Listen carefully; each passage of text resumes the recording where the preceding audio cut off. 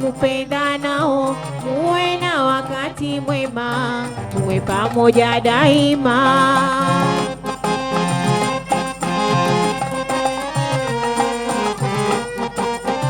Opening night we had Lelele Africa Classic Tarab, and I thought that would be a good way to open up the space because this music is a century old, if I would say it. It retraces back the Swahili and the Arab influence of the coast, and so that's a good place to begin. And also because the idea of the Crossroads is really to be at the crossroads of history, of disciplines, of imagination, and Mombasa is a perfect example for this. When you look at the background of the city, the history of the city, and the different places where we are now.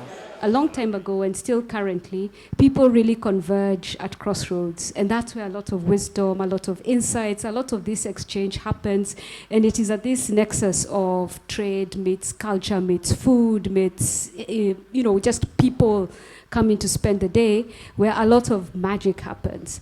The artists of Mombasa, the young people of Mombasa, can they have a twist of their culture in their performances?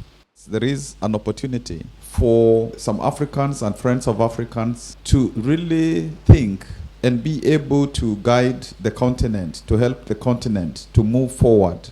And as we're spinning it down, we're going in a clockwise direction. Big circle, clockwise. Make sure you're going clockwise. The whole idea is about bringing different types of thinking together for us to help imagine the future that we would all like to see. We are going to push some of these rituals into the city for those that are open-minded enough to, I guess, take them on. People interact, idea flows. So things move from one African country to the next, but ideas also get combined and new innovation is sparked. Majority of African citizens are living in spaces that they did not design. And so there were two South African wars where these two colonial powers were at each other. And so they finally reconciled, realizing their minority in an African landscape, so they had to create an identity for themselves. And this is the building that they used as their unification. So to subjugate a people, you first and foremost have got to storm that fortress and command their culture and destroy it and change it. Once you do that, you have recreated the people, because song and sound are signifiers, which basically signify other things beyond the song and music itself or dance. And informality is the flip side of neoliberalism. So when the state withdraws or doesn't provide, so people find solution on that. So in a way, in giving voice to people, you have to be very careful not to absorb the state from its own responsibility. I think we need to bring our knowledge to the city, but also we need to be humble to understand that there is already tacit knowledge in communities. And it happens in transportation, the tuk-tuk, the bajaj, the microbus, etc. There's an informal organizing system. We consider it chaotic, but it's not only chaotic. There is certain systems, but we are not trained to understand it. So my position is that there are two kinds of knowledge. There are formal training, people are educated in universities and architecture schools, engineering schools, and there are people who have practical knowledge on the ground. Craftsmen and traders and microbus drivers, etc.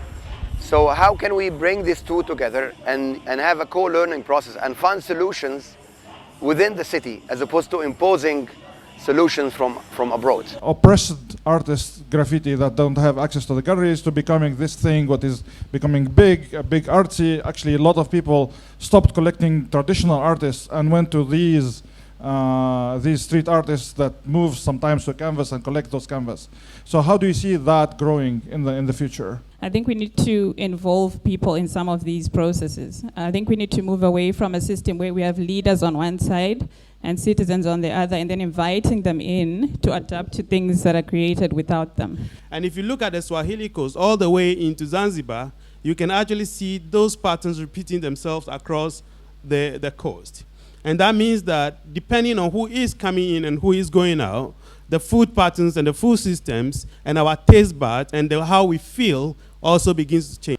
How do we create these new cities without losing all the essence of the things that you've mentioned around the food, around our culture, around our tradition? Having conversations with people about what spaces they want to live in and involving them at different levels, skill levels, I think it will kind of help to maintain some of that culture and tradition because people are diverse. I look forward to editing or co-editing a volume that looks at African cities in a deeply historical perspective, bringing together all these people who look at African cities from different perspectives so that we can inform the future.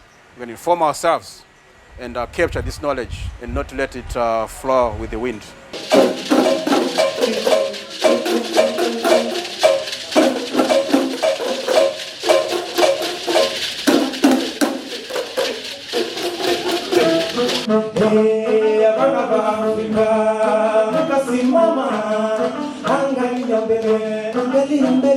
Few people from last year decided to collaborate on some projects, and we had 10 collaborations that happened throughout the year, and this year we presented 3 of them here. My project actually expressing the sound of cities. This is what we did actually with my partner Malik from Tunis. We mixed the two cities, two sound of cities from Sfax and from Alexandria. We mixed it together to express this environment of these cities together in one video or soundtrack.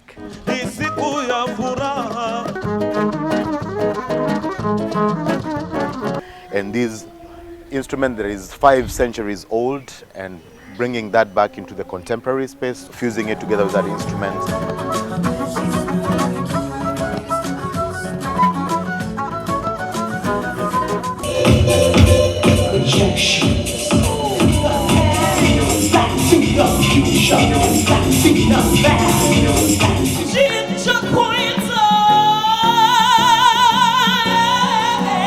For me, it was to do something like a time capsule where you can see actually a century of music and its diversity, but within that short time also build collaborations within the pop-up studio here. And the pop-up studio really enables people to have conversations around music and to create new stuff together.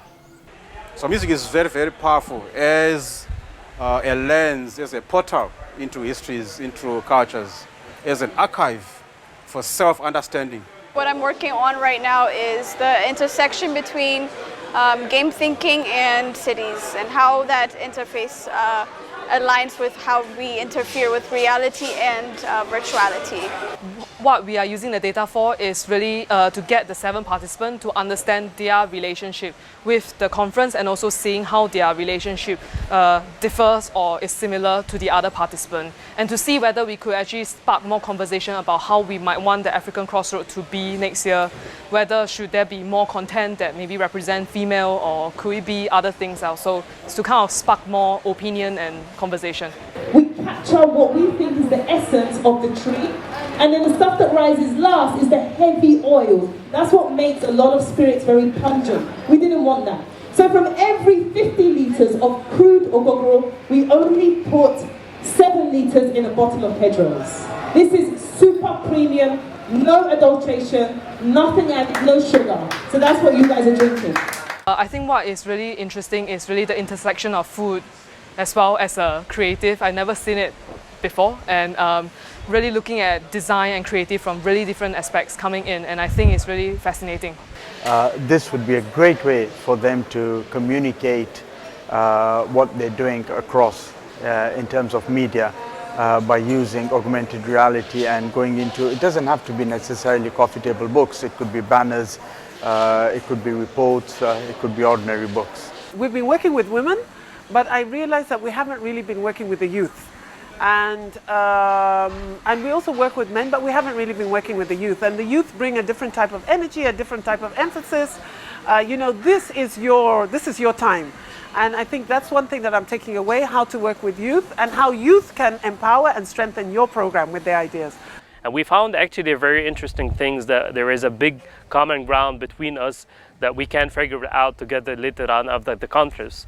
But I think this is a very good chance for anybody actually looking for new opportunities to work. So you have the chance now to find many people from different industry and different backgrounds. The African Crossroads have been a really great opportunity for me as an entrepreneur to meet entrepreneurs from all Africa, also artists, also exchange our knowledge and our experiences with each other that help us to move forward in our work. Yeah, very multilingual kind of people around here from different sectors, and that has somehow allowed us to connect in different means. Even though we have similar goals at the end, we were able to connect in different ways and think of newer, better, bigger ideas. This has been my first African Crossroads, and it has been an amazing journey. It has been an amazing experience. I've learned a lot because you have people from all walks of life bringing in their contributions and their mindsets, people from different countries. So it opens up how you engage with people and what you learn. I'm an African, but with young people with inspiring ideas that are just blowing my mind. I've been doing this for 20 years, and some of the things they said, I have learned from them. They have capacitated me, and doing it in such wonderful ways. Usually I'm at these conferences, everyone is sitting on the panel, it's very static, and they're asking questions, or you have these PowerPoint presentations, but here we're dancing, we're tasting, and it's absolutely wonderful. So African Crossroad 2020, I cannot reveal yet. I can just announce that there will be a Crossroad 2020. I'm extremely grateful to everybody who has put in their time, their effort, their imagination, their creativity to making all the Africa Crossroads a success. I'm very grateful for the partnerships that allowed us to do this. So the Swedish government, the Dutch government, UNDP, Swahili Port. Without them, this Africa Crossroads would not have been possible. And I'm extremely grateful to all the creators who who gave up their time to come and be part of this big experiment that we're calling Africa Crossroads. So it's a heart full of gratitude that I approach the ending of this Africa Crossroads.